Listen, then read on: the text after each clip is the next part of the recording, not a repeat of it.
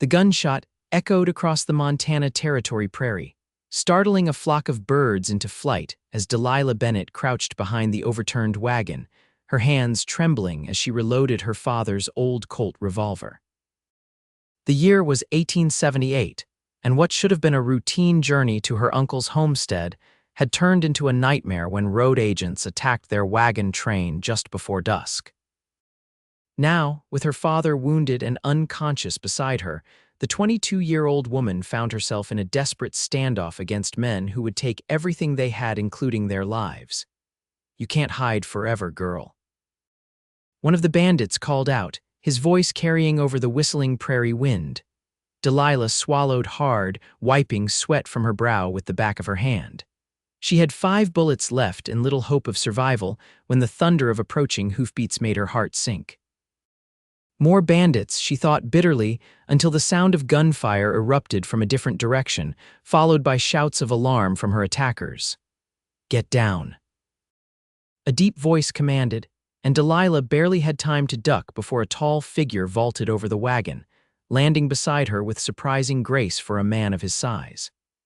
Dust-covered and grim-faced, he fired 2 rapid shots over the wagon's edge before turning to her with eyes as blue as a summer sky. "Are you hurt, miss?" "No," Delilah managed, gesturing to her father. But my father, the stranger, glanced at the wounded man, his expression grave. "Keep your head down," he instructed before rising to fire again. The exchange lasted less than a minute before silence fell across the prairie. The stranger stood cautiously, scanning the horizon before holstering his pistol. "They're gone, for now. Who are you?" Delilah asked, still clutching her revolver. "Name's Lucas Harding," he answered, kneeling beside her father to examine his wound. "I track bounties sometimes. Was following those men when I heard the shots." His hands moved with surprising gentleness for their size as he checked her father's pulse. "He needs a doctor. Town of Silver Creek's about 4 miles west. I can get you there." Delilah hesitated, studying the man before her. Tall and broad-shouldered, with a face weathered by sun and wind, Lucas Harding looked dangerous, the kind of man her father had always warned her about. But his eyes held something unexpected, compassion, perhaps, or understanding. "Why would you help us?" she asked, wariness edging her voice. Lucas stood and offered his hand. "Because out here, miss, sometimes help is all that stands between living and dying.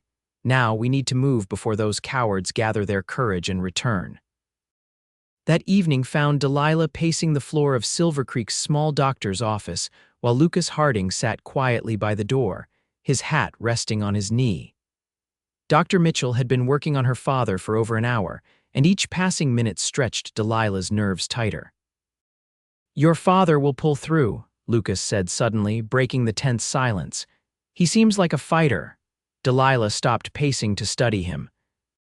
In the lamplight, she could see details she'd missed before: a long scar running along his jawline, the lines around his eyes that suggested he smiled more than his current demeanor indicated, the careful way he held himself, as though always ready for trouble.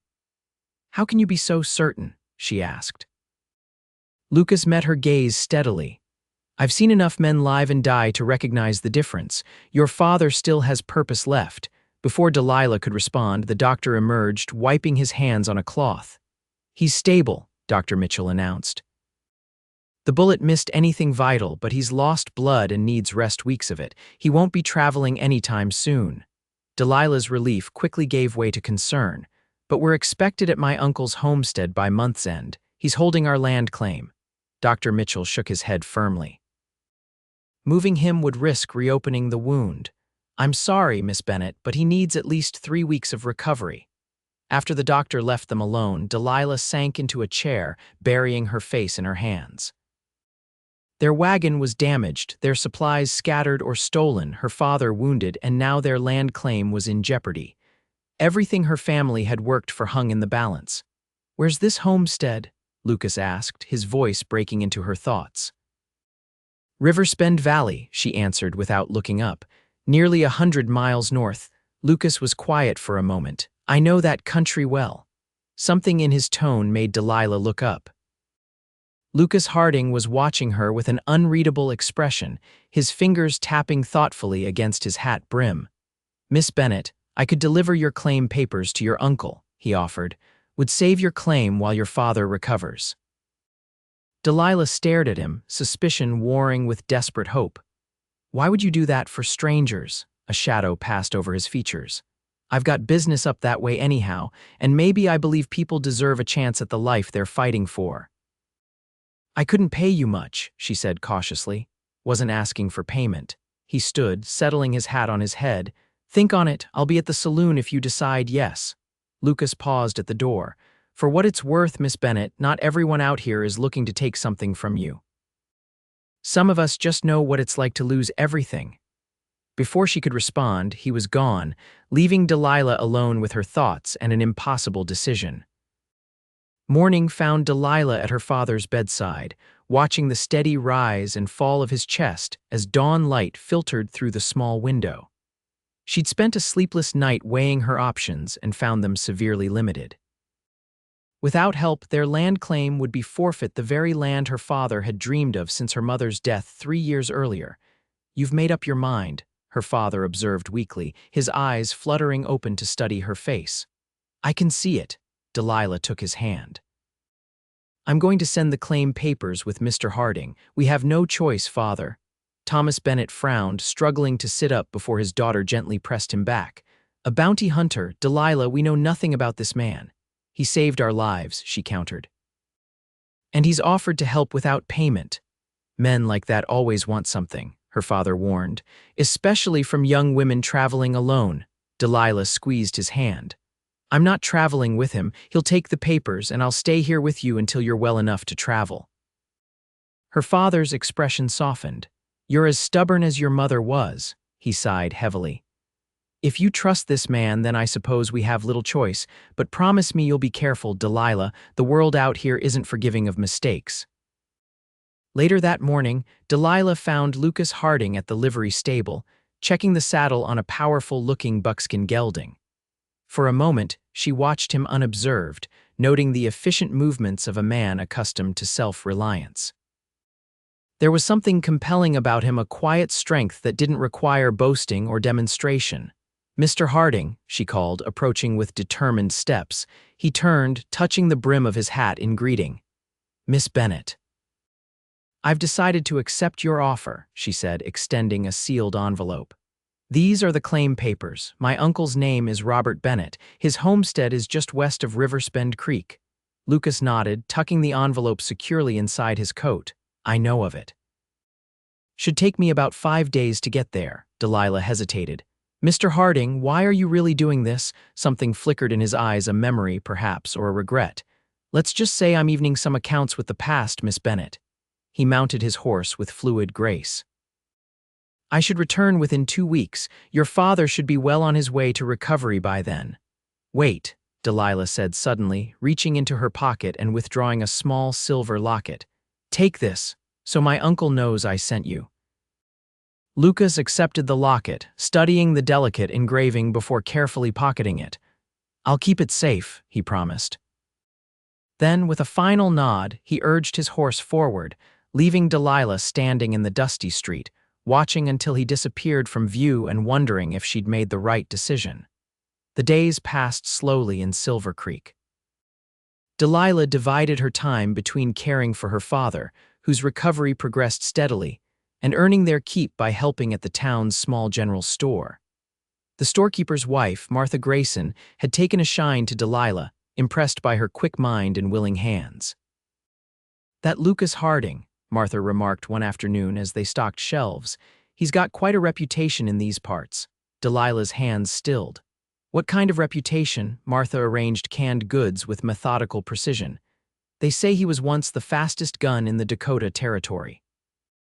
Rode with a group of marshals for a time, then something happened, no one knows exactly what, and he disappeared for nearly 2 years. She glanced at Delilah. When he resurfaced, he was different, takes bounties sometimes, but mostly keeps to himself. Honorable, though. If he gave his word to deliver your papers, he'll do it or die trying. The knowledge should have been reassuring, but instead, it filled Delilah with a strange unease. What had happened to change a lawman into a solitary drifter, and why had he really offered to help them?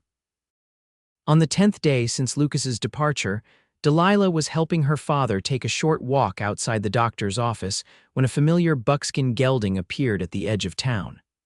Her heart quickened unexpectedly at the sight of the rider, dusty from the trail but sitting tall in the saddle. Lucas dismounted outside the doctor's office, removing his hat as he approached. "Mr. Bennett," he acknowledged with a nod before turning to Delilah. "Miss Bennett, you've returned," she said, immediately feeling foolish for stating the obvious. A hint of amusement touched his eyes. As promised, he reached inside his coat and produced a folded document along with her silver locket. "Your uncle sends his regards. He's registered your claim with his signature as witness.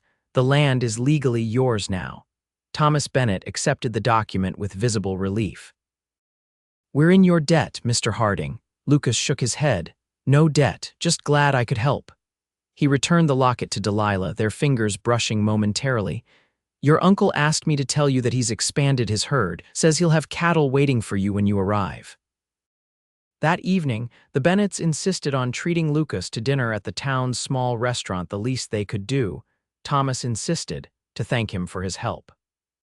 Cleaned up from the trail, with his dark hair still damp and his face freshly shaved, Lucas looked different, younger, perhaps, and less forbidding.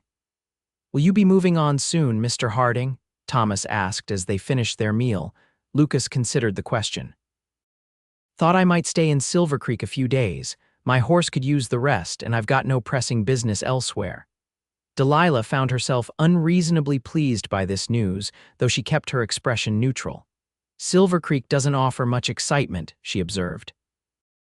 "After 15 years of drifting, Miss Bennett, I've had my fill of excitement," Lucas replied, something in his tone suggesting depths of experience beyond his apparent 30-some years.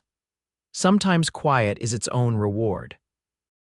Over the next week, Delilah found herself encountering Lucas frequently around the small town, at the general store where he purchased supplies, at the livery where he helped the aging stable master repair a damaged stall, and once, unexpectedly, at the small creek that ran behind the town, where she discovered him sitting on the bank, whittling a piece of wood with impressive skill. "Do you always sneak up on people, Miss Bennett?" he asked without turning, his knife never pausing in its work. "I wasn't sneaking," she protested, moving closer to see what he was carving. "That's beautiful." In his hands, a small wooden horse was taking shape, remarkably detailed despite its small size. Lucas glanced up at her, squinting against the afternoon sun. "Old habit from my younger days, keeps the hands busy." "May I?" Delilah asked, gesturing to the space beside him. He nodded, shifting slightly to make room on the fallen log. They sat in companionable silence for a time, watching the creek water ripple over stones while birds called from the cottonwoods overhead. "The doctor says Father will be able to travel next week," Delilah said eventually. "We'll be heading to Riversbend Valley as soon as he's strong enough." Lucas's knife paused momentarily. "Good country up there. Your land has a fine southern exposure, good for crops. Creek runs year-round for water." "You know our land?" she asked, surprised. He resumed his carving, eyes focused on the delicate work. "Rode the boundary while I was there. Wanted to make sure I was giving your uncle accurate information." After a moment, he added, "It's the kind of place a person could put down roots if they were looking to settle." Something in his tone made Delilah study his profile, the strong line of his jaw, the slight furrow between his brows as he concentrated. "And are you looking to settle?" Lucas's hands stilled completely. For a long moment, he stared at the wooden horse before answering. "Never thought I had the right," he said finally, his voice low. "Not with the life I've led." "What kind of life makes a man believe he doesn't deserve peace?" Delilah asked gently. The look he gave her then was filled with an emotion she couldn't name, something between longing and resignation. "The kind where you've seen too much, done too much. Where you start to believe the only thing you're good for is the trouble you can solve with a gun." Before she could respond, he stood abruptly, tucking the half-finished carving into his pocket. "Getting late. I should see to my horse." Delilah watched him walk away, sensing that she had glimpsed something few people ever saw: the weight Lucas Harding carried beneath his composed exterior. That night, unable to sleep, Delilah sat by her father's bedside, her thoughts returning repeatedly to Lucas. "Father," she said quietly, uncertain if he was awake. "Do you believe people can change who they are?" Thomas Bennett opened his eyes, studying his daughter's thoughtful expression. "This about Harding," Delilah nodded, not bothering to deny it. Her father shifted, wincing slightly at the movement. "I've seen men turn their lives around, and I've seen men promise change only to revert to old ways when times get hard." He reached for her hand. "But I've never seen a bad man risk his life for strangers without seeking reward, nor one who treats others with the respect Harding shows." "He thinks his past makes him unworthy of a normal life," Delilah confessed. Thomas smiled faintly. "Many of us out here are running from something, daughter. The West gives second chances to those brave enough to take them." He squeezed her hand. "Just be careful with your heart. It's a precious thing to entrust to anyone." The following afternoon brought an unexpected complication. Delilah was working at the general store when the town marshal burst through the door, his expression grim. "Where's Harding?" he demanded without preamble. Martha Grayson stepped forward protectively. "What business do you have with Mr. Harding, Marshal Reed?" "Got a telegram from Fort Laramie," the marshal explained, holding up a paper. 3 men matching the description of the road agents who attacked the Bennett wagon were caught trying to rob the bank there. One of them's asking for Harding, says he has information Harding's been seeking for years. Delilah felt a chill run through her. "What information?" Marshal Reed glanced at her, hesitating before answering. "About the men who killed his wife and child 5 years ago." The revelation struck Delilah like a physical blow. Lucas had been married, had been a father, had lost everything. Suddenly, his words by the creek made painful sense. "He's at the livery," she said quietly. By the time Delilah reached the stable, Lucas was already preparing to depart, his face set in hard lines that made him look like a stranger. "You're leaving," she said, standing in the doorway. Lucas tightened his saddle strap with a sharp tug. "Marshal Reed told you that one of the men who attacked us knows something about your family?"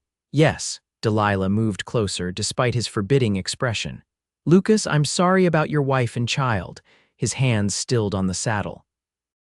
"Been tracking the men responsible for 5 years," he said, his voice hollow. "Got close a few times, but they always slipped away. Now one of them is offering information in exchange for leniency." His laugh was bitter. "Funny how the world works sometimes, and when you find these men." "What then?" Lucas finally looked at her, his eyes dark with an emotion that made her breath catch. "Then maybe I can finally lay some ghosts to rest. And then," Delilah pressed, moving close enough to touch his arm. "What comes after vengeance, Lucas?" He looked down at her hand on his sleeve, his expression softening almost imperceptibly. "I don't know," he admitted. "Never thought past finding them." "Come back," she said, the words escaping before she could consider them. "When it's done, come back to Silver Creek." Something flickered in his eyes, hope, perhaps, quickly shadowed by doubt. "Why would you want a man like me to return, Delilah?" It was the first time he'd used her given name, and it sent an unexpected warmth through her. "Because I think there's more to Lucas Harding than the man with the gun," she answered honestly. "And I'd like the chance to know that man better." For a moment, she thought he might say more, might even reach for her. Instead, he nodded once, his expression guarded once more. "Fort Laramie's a 3-day ride. I should be back within the week if there's reason to return." As he mounted his horse, Delilah called after him, "There's reason, Lucas, there's reason." The next several days passed with excruciating slowness. Thomas Bennett continued to recover, regaining strength enough to make plans for their journey to Riversbend Valley. But Delilah found herself inventing reasons to delay their departure, unable to admit even to herself that she was waiting for Lucas to return. "He might not come back," her father observed gently one evening as they sat on the small porch of the room they'd rented. Delilah stared at the dusty Main Street, now quiet in the gathering dusk. "I know. And if he doesn't," she sighed, wrapping her shawl tighter against the evening chill. "Then we go to Riverspend as planned, build our home, live our lives." Thomas studied his daughter's profile, recognizing the quiet determination that had always been her strength. "And if he does return?" Delilah turned to her father, her expression vulnerable in a way he hadn't seen since she was a child. "Then maybe he finds a reason to stay." On the morning of the 6th day since Lucas's departure, Delilah was helping Martha inventory new shipments when the storekeeper's wife suddenly gripped her arm, nodding toward the window. "Looks like someone's returning," she said with a knowing smile. Delilah's heart leaped as she recognized the buckskin gelding approaching at an unhurried pace. Lucas rode straight-backed as always, though there was something different in his bearing, a subtle change she couldn't immediately identify. "Go on," Martha urged, giving her a gentle push. "That poor man's been halfway across the territory. Least you can do is welcome him back." Delilah stepped onto the boardwalk, suddenly uncertain. What if he'd only returned to say goodbye? What if the information he sought had led him to a new destination? A new purpose that didn't include Silver Creek or her? Lucas dismounted before the general store, removing his hat as he approached her. There were new lines around his eyes, a weariness in his face that hadn't been there before, but his gaze was clear as it met hers. "You came back," she said softly. "I found them," he replied, his voice rough with fatigue. "All three of them serving time for other crimes. The one who talked, he gave me proof, names, locations, enough to know they were telling the truth." "Did you?" Delilah hesitated, unsure how to ask what he might have done. Lucas understood her unspoken question. "I let the law handle it," he said. "Added my testimony to their other charges. They'll hang legally for what they did to my family and others." He took a deep breath, as though the admission cost him something. "Killing them wouldn't have brought Sarah and Joshua back. Took me 5 years to understand that." Delilah felt tears prick at her eyes, moved by the quiet dignity in his acceptance. "I'm glad you returned. Said I would, didn't I?" A ghost of a smile touched his lips. "Though I wasn't sure you'd still be here. Your father must be ready to travel by now." "We've delayed our departure," she admitted. "Father wanted to ensure he was fully recovered before the journey." Lucas nodded, though something in his expression suggested he understood the unspoken reason for their delay. "Smart man, your father." He glanced down the street toward the small restaurant. "I haven't eaten since yesterday. Would you join me?" Over a simple meal of beef stew and fresh bread, Lucas recounted his journey to Fort Laramie and the confrontation with the men who had destroyed his previous life. He spoke with a calm detachment that belied the emotion such memories must have stirred. "The strangest part," he confessed, breaking a piece of bread, "was realizing that finding them didn't change anything, didn't fill the emptiness I've carried all these years. What will you do now?" Delilah asked, the question that had been foremost in her mind since his return. Lucas met her gaze directly. "I was hoping to travel north," he said carefully. "I hear Riversbend Valley is promising country this time of year." Delilah's heart quickened. "It's quite remote." "Not much civilization up that way." "Sometimes civilization is overrated," Lucas replied, a warmth entering his eyes that she hadn't seen before. "Besides, I understand there might be new settlers needing help establishing their homestead. Man with my skills could make himself useful."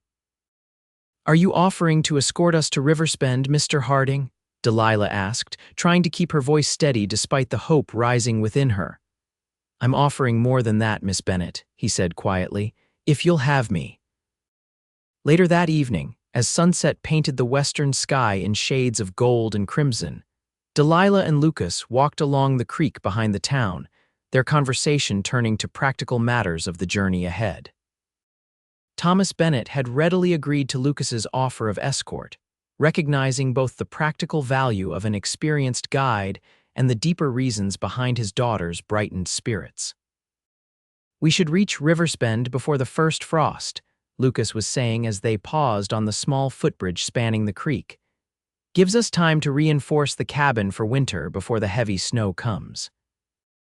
Delilah studied his profile, noting how naturally he spoke of us and we as though their future together was already decided. "Lucas," she said, touching his arm to gain his attention. "What are we doing?" He turned to face her, his expression serious in the fading light. "Building something, I hope," he answered honestly, "something I never thought I'd have a second chance at." "You barely know me," she pointed out, though her heart was racing at his implication. "I know enough," he countered. "I know you're brave enough to defend your father against impossible odds, smart enough to recognize when to trust a stranger, kind enough to offer hope to a man who'd forgotten what it felt like. He took her hand gently. The rest we learn along the way if you're willing. Delilah looked down at their joined hands, as large and calloused from years of hard living, her smaller but equally marked by work and determination. "I'm afraid," she admitted. "Of what?" She raised her eyes to his, vulnerability evident in her gaze. "I'm afraid you'll leave. That one day you'll decide the quiet life isn't enough, or that the past pulls too strongly, and you'll ride away." Lucas's free hand came up to gently touch her cheek, his eyes holding hers with an intensity that made her breath catch. "Delilah Bennett," he said softly, "I'm afraid I'll never let you go." The journey to Riversbend Valley began 3 days later, their wagon repaired and provisioned for the long trip north. Lucas rode alongside, alternating between scouting ahead and dropping back to engage Thomas Bennett in conversations about farming techniques and cattle management. The easy rapport between the two men warmed Delilah's heart, especially when she caught her father's approving glances as Lucas shared knowledge gleaned from years of traversing the Western Territories. On the 4th night of their journey, as they camped beside a small tributary of the Yellowstone River, Thomas retired early, leaving Delilah and Lucas alone by the campfire. The night was cool but clear, with stars scattered like diamond dust across the vast sky. "It's beautiful country," Delilah observed, gazing across the moonlit landscape of rolling hills and distant mountains. Lucas nodded, adding another small log to the fire. "First time I saw this territory, I was 20 years old, fresh from the war and looking for something I couldn't name." He glanced at her. "Took me 15 years to figure out what it was." "And what was it?" she asked, though something in his expression told her she already knew the answer. "A place to belong," he said simply. "Not just land, but purpose, people worth staying for." He reached across the space between them, his fingers finding hers in the firelight.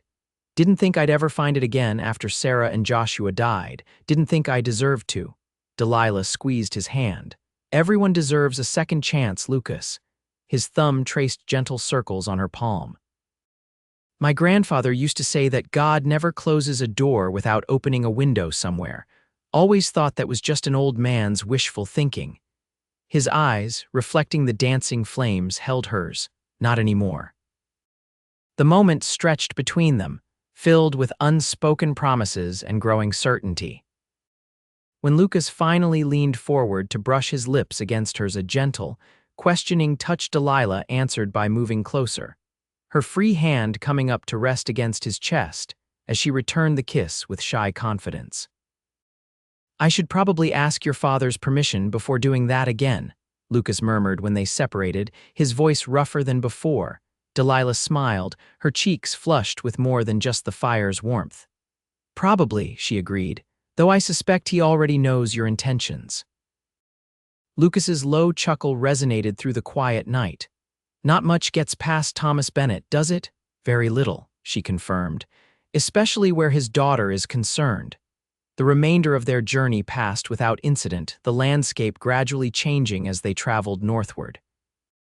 Rolling grasslands gave way to more rugged terrain, with stands of pine and aspen breaking the horizon and clear streams cutting through valleys between modest hills. Game was plentiful, and Lucas's hunting skills ensured fresh meat for their meals, while Delilah demonstrated her own knowledge of edible plants and berries native to the region. By the time they crested the final ridge overlooking Riversbend Valley, nearly 2 weeks had passed since their departure from Silver Creek. The view that greeted them stole Delilah's breath, a wide, verdant valley cradled between forested hills, with a ribbon of silver marking the creek that gave the area its name. In the distance, smoke rose from several chimneys, evidence of the scattered homesteads that comprised the region's tiny community. "There," Lucas pointed to a section of land on the valley's eastern side. "That's your claim. Good southern exposure, just like I said." Creek access at the northern boundary. Thomas Bennett exhaled slowly, emotion evident in his voice as he said, "Exactly as your mother imagined it, Delilah. Remember how she used to describe our someday home?" Delilah nodded, unexpected tears blurring her vision. Her mother had dreamed of this place for years, before illness took her a valley where they would build a new life together, far from the crowded conditions of their former home in Illinois. That Catherine Bennett hadn't lived to see this moment was a sorrow that still ached, but as Delilah glanced at Lucas, she felt a strange sense that her mother would have approved of the unexpected turns their journey had taken. "Home," she whispered, the word carrying both memory and promise. Lucas's hand found hers, warm and steady. "Let's go make it one." The cabin that awaited them was modest but solidly built, a single room with a stone fireplace, constructed by her uncle's hired hands as part of their agreement. Over the next several weeks, Lucas and Thomas worked together to expand the structure, adding a lean-to for storage and reinforcing the roof and walls against the coming winter. Delilah established a kitchen garden with seedlings obtained from neighboring homesteaders, grateful for the knowledge her mother had imparted over years of tending their previous garden. Word of the new arrivals spread quickly through the scattered community, bringing visitors bearing welcome gifts, preserved foods, hand-sewn linens, tools, and advice about the valley's particular challenges. Lucas, to Delilah's surprise, handled these social interactions with unexpected ease, his natural reserve balanced by genuine interest in their neighbors' experiences. "You're good with people," she observed one evening as they sat on the cabin's newly constructed porch, watching twilight settle over the valley. "I wouldn't have expected that from a man who spent years alone." Lucas smiled faintly. "Wasn't always alone before." He hesitated, then continued, "Before I lost my family, I was deputy sheriff in a town not unlike Silver Creek. Learned to read people, understand their concerns. Useful skill out here where neighbors depend on each other. And yet you chose solitude afterward," she noted gently. His expression grew distant, seemed safer for me and for others. After a moment he added, "Grief makes poor company, Delilah, and rage makes even worse." She reached for his hand, a gesture that had become natural between them. "And now?" Lucas turned to her, his eyes reflecting the day's last light. "Now I'm remembering what it means to look forward instead of back." 2 months after their arrival in Riversbend Valley, with the first dusting of early snow whitening the surrounding hills, Robert Bennett rode from his homestead to visit his brother and niece. The reunion was joyful, filled with stories of their respective journeys west and plans for cooperation between their adjoining properties. "You've done well here, Thomas," Robert observed as they toured the expanded cabin and the corrals where a small herd of cattle, part of Thomas's inheritance from his brother, now grazed on winter hay. "Better than I expected in such a short time." Thomas clapped Lucas on the shoulder. "Couldn't have managed half of it without this young man's help. He knows ranching better than he lets on." Robert studied Lucas thoughtfully. "Harding, thought your name sounded familiar when you delivered those papers. You wouldn't be related to James Harding, who ranched near Fort Collins." Lucas nodded, surprise evident in his expression. "My father, you knew him, bought cattle from him years back," Robert confirmed.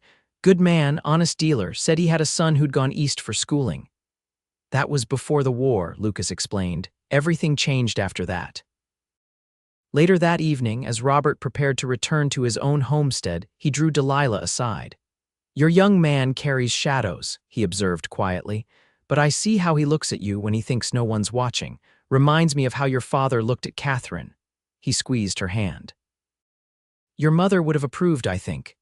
"He hasn't actually asked me yet, Uncle Robert," Delilah reminded him, though warmth crept into her cheeks at the implication. Robert chuckled. "Give him time.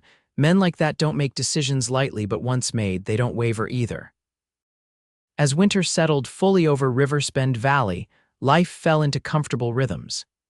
Days were filled with necessary work, tending livestock, preserving food stores, mending equipment in preparation for spring planting. Evenings found the three of them gathered around the fireplace, where Thomas often regaled them with stories of his younger days or read aloud from one of the few books they'd brought west. Sometimes Lucas would take out his whittling knife and work on increasingly intricate carvings, a collection of wooden animals now adorning the cabin's main shelf. Christmas approached with little fanfare but much anticipation. The community planned a gathering at the small church that doubled as a schoolhouse, where families would share food and fellowship to mark the holiday. 3 days before the celebration, a heavy snowfall blanketed the valley, transforming the landscape into a pristine white expanse that glittered under the winter sun. "It's beautiful," Delilah breathed, standing at the cabin door on Christmas Eve morning, watching as sunlight created diamond sparkles across the untouched snow. Lucas appeared beside her, pulling on his coat. "Thought we might take a ride this morning," he suggested. "There's something I want to show you." Curious, Delilah bundled into her warmest clothes while Lucas saddled their horses. Her father, claiming a desire to finish a mysterious project he'd been working on, waved them off with a knowing smile that made Delilah wonder if he was privy to Lucas's plans. They rode north along the creek, their horses' hooves breaking through the snow's crust with rhythmic crunches. The air was crisp and still, their breath forming clouds that hung momentarily before dissipating in the bright morning light. After nearly half an hour, Lucas guided them toward a small rise overlooking a bend in the creek, where a stand of evergreens provided shelter from the prevailing wind. "This is it," he said as they dismounted. Securing the horses to a low branch, Delilah turned in a slow circle, taking in the view. From this vantage point, they could see much of the valley, including their own cabin in the distance, smoke rising steadily from its chimney.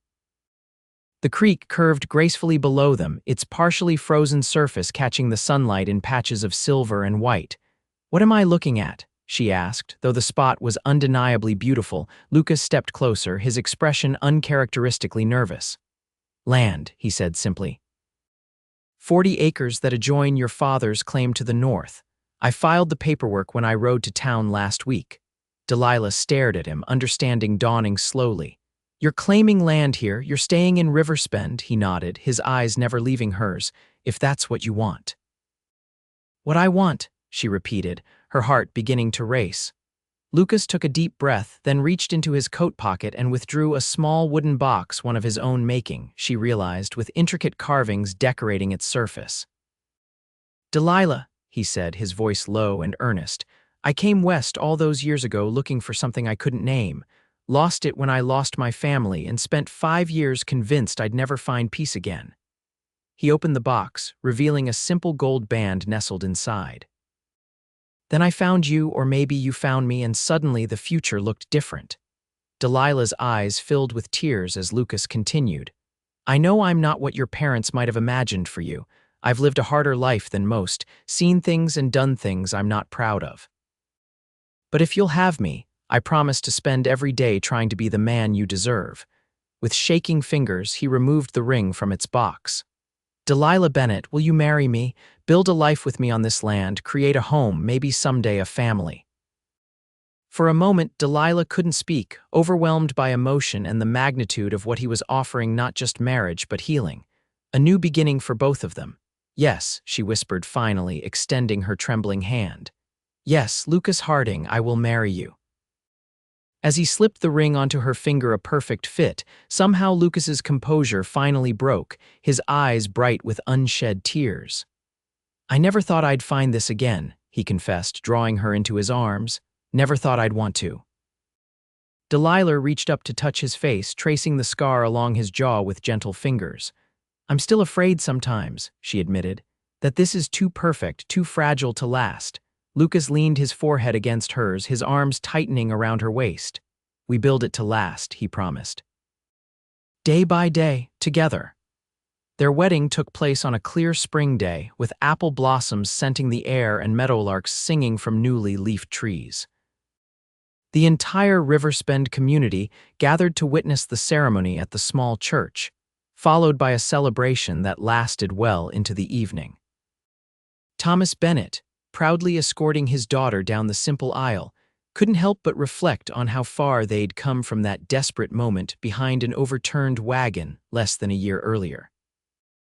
Lucas, standing tall beside Reverend Miller, watched Delilah approach with an expression of such naked adoration that several of the older women dabbed at their eyes with handkerchiefs. He had traded his usual practical attire for a new suit ordered from the catalog, while Delilah wore a dress of pale blue that Martha Grayson had helped her sew during a special visit from Silver Creek. "Dearly beloved," Reverend Miller began, his voice carrying through the hushed church. "We are gathered here today to join this man and this woman in holy matrimony." The words washed over Delilah like a blessing as she stood beside Lucas, their hands joined as they exchanged vows that seemed both ancient and brand new. When Lucas spoke his promises to love, honor, and cherish her all the days of his life, his voice was steady and sure, carrying the weight of a man who understood exactly what he was committing to. "With this ring I thee wed," he said, sliding a second gold band onto her finger to join her engagement ring. The simple words, spoken with such conviction, brought fresh tears to Delilah's eyes as she completed her own vows and placed a matching band on Lucas's hand. "By the authority vested in me," Reverend Miller concluded with a broad smile, "I now pronounce you husband and wife. What God has joined together, let no man put asunder." He nodded to Lucas. "You may kiss your bride." Lucas's kiss was gentle but thorough, his hands cradling Delilah's face as though she were the most precious thing he had ever held. When they separated to the cheers and applause of their neighbors and friends, his whispered "Mrs. Harding" against her lips felt like a promise fulfilled. The celebration that followed featured more food than the small community had seen in one place since the previous harvest festival. Tables groaned under the weight of contributed dishes, roasted venison, fresh bread, preserves from carefully hoarded winter stores, and pies made with the first berries of the season. Music from fiddles and harmonicas filled the air as couples danced on the packed earth outside the church, lanterns providing golden light as dusk deepened into evening. Happy. Thomas asked his daughter as they watched Lucas deep in conversation with Robert and several other ranchers, discussing plans for the coming cattle drive. Delilah leaned against her father's shoulder, contentment radiating through her. "More than I ever thought possible," she admitted. "Is that how you felt with Mother?" Thomas's expression softened with memory. "Every day," he confirmed, "even the hard ones, maybe especially those because we faced them together." He squeezed her hand. "That's the secret, Delilah. Remember that you're partners, especially when the world tests you, and it will."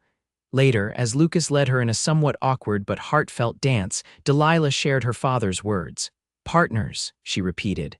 "I like that better than husband and wife, feels more equal somehow." Lucas smiled, the expression transforming his usually serious face. "Partners," he agreed, spinning her carefully to the music's rhythm. "Though I'm still getting used to calling you wife, seems like a dream I might wake from." Delilah leaned closer, resting her head against his chest as they swayed together. "Not a dream," she assured him. "I'm here, we're here." The cabin Lucas had built on his 40 acres stood ready for them when the celebration finally ended. Smaller than the Bennett homestead, but constructed with meticulous care, it represented months of work completed in stolen hours between his responsibilities on Thomas's land. The interior was simple but thoughtfully arranged, with a stone fireplace modeled after the one in her father's cabin and windows positioned to capture both morning and evening light. "It's perfect," Delilah breathed as Lucas carried her across the threshold, a tradition he'd insisted on observing despite her laughing protests. "It's just a beginning," he corrected, setting her gently on her feet in the main room. "We'll add to it as needed." Her hand found his, fingers interlacing naturally. As needed, Lucas's eyes, warm in the lamplight, held a mixture of hope and question. "I thought someday we might need more room, for a family if you want that." Delilah stepped closer, her free hand coming to rest against his chest. "I do want that," she said softly. "Very much." His answering kiss spoke volumes about how thoroughly he agreed. Spring melted into summer, and summer yielded to autumn, bringing with it the harvest of their first crops and the satisfaction of preparations completed for their second winter in Riversbend Valley. The Harding and Bennett homesteads worked in tandem, sharing labor and equipment as they established themselves among the community's most promising new farms. On a crisp October morning, as golden leaves drifted from the aspens surrounding their cabin, Delilah placed breakfast before Lucas with an expression that combined nervousness and barely contained excitement. "You're staring at me," he observed, glancing up from his coffee with a raised eyebrow. "Do I have something on my face?" Delilah shook her head, taking the seat opposite him at their small table. "I visited Mrs. Thornton yesterday," she said, referring to the community's unofficial midwife, "while you were helping Father with the north fence." Lucas set down his cup, his full attention focused on her now. "Are you unwell?" "Not unwell," she corrected, a smile beginning to curve her lips. "Just expecting." For a moment, Lucas stared at her uncomprehendingly.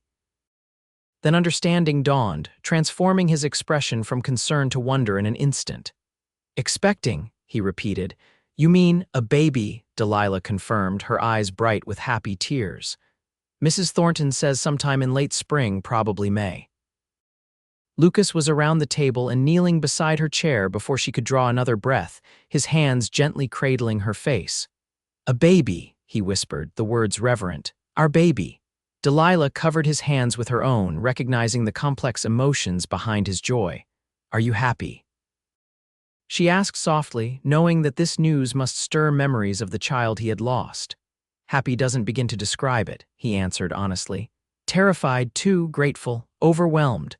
His thumb brushed away a tear that had escaped down her cheek. "Mostly, I'm in awe of you, Delilah Harding, and the gift you're giving us." That evening, as they sat before the fireplace, Lucas worked on a new carving a cradle, he explained, designed to hang from the ceiling rafters where it could be gently rocked. As his knife shaped the wood with practiced strokes, Delilah watched his face, noting the piece that had gradually replaced the haunted look he'd worn when they first met. "Do you still think about them?" she asked quietly. "Sarah and Joshua." Lucas's hands stilled momentarily, but when he looked up, his expression was open rather than guarded. "Every day," he admitted, "but differently now, more like honoring a memory than living in it." He set aside his work, moving to join her on the small sofa. "Sarah would have liked you, I think. She always said I needed someone who wouldn't let me brood too much." Delilah leaned against him, his arm coming naturally around her shoulders. "Tell me about Joshua," she encouraged, "if you want to." For a long moment, Lucas was silent, his fingers absently stroking her hair. Then slowly, he began to speak of his son, a bright, curious boy of 4 when he died, fascinated by animals and constantly asking questions about the world around him. As the stories flowed, Delilah felt the last barriers between them dissolving, replaced by a deeper understanding of the man she had married. "He would have been 10 this year," Lucas concluded, his voice rough but steady. "Old enough to help with the ranch, learn to ride properly." He placed his hand gently over the still flat plane of Delilah's abdomen. "This child won't replace him. Couldn't, but it feels like continuation somehow, life finding a way forward." Delilah covered his hand with her own. "We'll make sure this baby knows about their brother," she promised. "And about Sarah. They're part of our family's story too." The months of Delilah's pregnancy passed with alternating periods of anticipation and concern. Lucas, to no one's surprise, proved himself an attentive husband, balancing his protective instincts with respect for Delilah's capable nature. Thomas Bennett, delighted at the prospect of becoming a grandfather, spent much of the winter crafting furniture for the expected child, a rocking chair for Delilah, a small chest of drawers, and a sturdy crib to replace the cradle once the baby outgrew it. By April, with snowmelt swelling the creek and the first green shoots pushing through the warming soil, the Harding cabin had been thoroughly prepared for its newest occupant. A small room had been added adjoining the main living area, with a window positioned to catch the morning light and shelves lining one wall for books and toys as the child grew. "You've thought of everything," Delilah observed as Lucas hung curtains she had sewn from fabric ordered through the general store's catalog. He stepped back to assess his work, adjusting one panel slightly before turning to her with a smile. "Just want everything to be ready. Babies don't exactly arrive on schedule. This one seems determined to take its time," Delilah sighed, resting her hands on her now prominent belly. "Mrs. Thornton says first babies often come late." Lucas crossed to her side, placing his hand beside hers to feel the strong movements that had become increasingly vigorous as her due date approached. Stubborn already, he noted with a hint of pride. Takes after its mother. Delilah swatted his arm playfully. More likely its father, I'd say. I've never met a more determined man than you, Lucas Harding. Determined where it matters, he agreed, leaning down to kiss her softly. And nothing matters more than you and this child. When labor finally began, 2 weeks past Mrs. Thornton's initial estimate, it was during a spring thunderstorm that rattled windows and turned the yard to mud. Lucas rode through the downpour to fetch the midwife, returning soaked to the skin but triumphant, with both Mrs. Thornton and Delilah's father in tow. The hours that followed tested Delilah's strength and Lucas's composure in equal measure. Banished from the bedroom by Mrs. Thornton, after his pacing threatened to wear a path in the floorboards, Lucas alternated between stoking the fire, making coffee no one drank, and staring anxiously at the closed door each time Delilah's pained cries reached a new intensity. She's strong, Thomas reminded him as midnight approached with no end in sight. Catherine was in labor for nearly 20 hours with Delilah. Bennett women don't do anything the easy way. Lucas ran a hand through his hair, disheveled from repeated worried gestures. I just feel so damned helpless, he admitted. If I could take the pain for her, that's fatherhood for you, Thomas said with understanding. First lesson of many, sometimes all you can do is wait and trust. As dawn broke, washing the cabin in pale golden light, a new sound finally joined the symphony of the storm's retreat, the indignant wail of a newborn, announcing its arrival with impressive volume. Lucas froze mid-step, his expression transforming from anxiety to disbelief as the crying continued, strong and insistent. The bedroom door opened to reveal Mrs. Thornton, her apron stained but her face wreathed in a satisfied smile. Congratulations, Mr. Harding, she announced. You have a daughter, a strong, healthy girl with a fine set of lungs, as you can hear. Lucas stared at her for a moment, as though translating her words from a foreign language. A daughter, he repeated, his voice barely audible beneath the baby's continued protests. And Delilah. Tired but well, the midwife assured him. She's asking for you. The scene that greeted Lucas as he entered the bedroom would remain etched in his memory forever. Delilah, exhausted but radiant, propped against pillows with a small bundle cradled in her arms. Her hair, damp with perspiration, curled around her face, and though shadows of fatigue marked the skin beneath her eyes, she had never looked more beautiful to him. Come meet your daughter, she invited softly. Lucas approached with uncharacteristic hesitation, lowering himself carefully to sit beside her on the bed. The bundle in Delilah's arms squirmed, emitting a softer version of the indignant cry he'd heard earlier. She wants her father, Delilah said, gently transferring the swaddled infant into his arms. Lucas stared down at the tiny face revealed by the shifting blanket, red and wrinkled, with a dusting of dark hair and tightly closed eyes. As he watched, those eyes opened, revealing unfocused blue that seemed to look directly into his soul despite the newborn's inability to truly see him yet. Hello, little one, he whispered, his voice breaking on the simple greeting. One of her hands escaped the blanket, tiny fingers flexing in the air until he offered his own finger, which she grasped with surprising strength. She's perfect, he managed, looking up at Delilah with eyes that shimmered with emotion. I thought we might call her Catherine, Delilah suggested, reaching out to stroke the baby's cheek. After my mother, Catherine Sarah Harding. Lucas's breath caught at the suggestion, gratitude overwhelming him momentarily. Catherine Sarah, he repeated when he could speak again. It's beautiful, she's beautiful. He leaned carefully to kiss Delilah, mindful of both her exhaustion and the precious weight in his arms. Thank you, he murmured against her lips, for everything. As spring bloomed into summer, and summer mellowed into autumn once more, life in Riversbend Valley settled into new rhythms centered around the growing Harding family. Catherine, Kate, as her father had taken to calling her, thrived under the adoring attention of her parents and grandfather, developing a sunny disposition that charmed everyone she encountered. On a warm September afternoon, as Delilah hung laundry on the line behind their cabin while Kate napped in her cradle nearby. She spotted Lucas returning from the fields earlier than expected. There was a purposeful stride to his walk that piqued her curiosity, especially when she noticed he carried something in his arms. "What are you up to, Lucas Harding?" she called as he approached, noting the mixture of mischief and pride in his expression.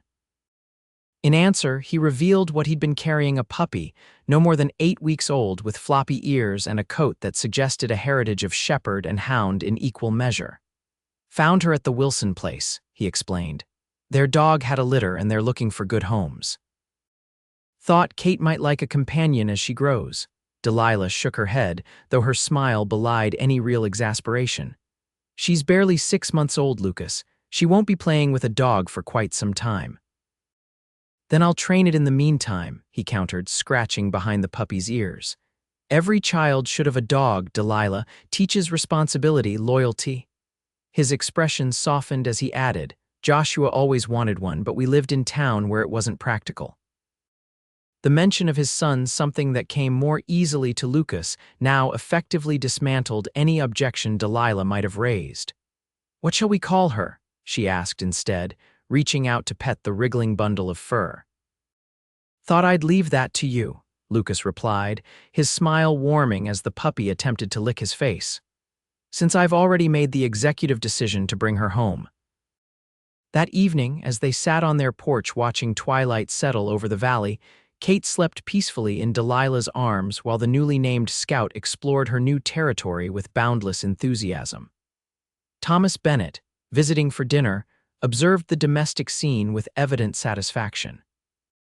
"You've built something fine here," he remarked to Lucas, his voice carrying the weight of approval. "Finer than just buildings and fences." Lucas nodded, his gaze moving from his father-in-law to his wife and daughter, then scanning the property that had transformed over the past 2 years from raw land to a thriving homestead. "Had help," he acknowledged simply. Thomas clapped him on the shoulder. "Best kind of building is done together," he agreed. "Catherine and I learned that early on." As darkness deepened and stars appeared overhead, Thomas took his leave, returning to his own cabin with promises to visit again soon. Delilah and Lucas remained on the porch, reluctant to disturb Kate's peaceful slumber by moving inside just yet. "Sometimes I can hardly believe this is real," Delilah confessed, her voice soft in the gathering night. "That we found each other, built this life together." Lucas's arm tightened around her shoulders. "I think about that day often," he admitted. "How close I came to riding past when I heard those shots, how easily we might never have met. Do you believe in fate, Lucas?" she asked, turning slightly to see his face in the dim light spilling from the cabin window. He considered the question with characteristic thoughtfulness. "I believe in choices," he said finally, "and consequences, but also in second chances." His fingers gently brushed a strand of hair from her face. "Whatever brought us together, fate, chance, divine intervention, I'm grateful for it every day." Delilah leaned into his touch, her heart full to overflowing with contentment. "Remember what you said that day by the creek in Silver Creek?" "When I told you I was afraid you'd leave," Lucas smiled, the memory clear despite the passage of time. "I said I was afraid I'd never let you go. Were you right?" she asked, a hint of teasing in her tone despite the genuine question beneath it. In answer, Lucas leaned down to kiss her, a gentle but thorough meeting of lips that conveyed everything words could not. When they separated, his expression was one of absolute certainty. "More right than I've ever been about anything," he assured her. "This life we've built, you, me, Kate. Whatever children might come after her, it's everything I never dared hope for again." Kate stirred in Delilah's arms, making the small mewling sounds that preceded waking. Lucas reached for her, transferring their daughter to his embrace with practiced ease. "Let's go inside," he suggested, rising and offering his free hand to Delilah. "The future Mrs. Harding needs her dinner, and then we all need rest. Tomorrow's another day of building." As they crossed the threshold into the warm light of their home, Delilah paused, struck by a wave of gratitude so intense it momentarily took her breath. From the darkest moment of her life, terrified behind an overturned wagon, had come this, A home, a family, a love that continued to deepen with each passing day. "Coming?" Lucas asked, glancing back when he realized she had stopped. Delilah nodded, stepping forward to join her husband and daughter. "Always," she promised, closing the door behind them against the gathering night. "Always."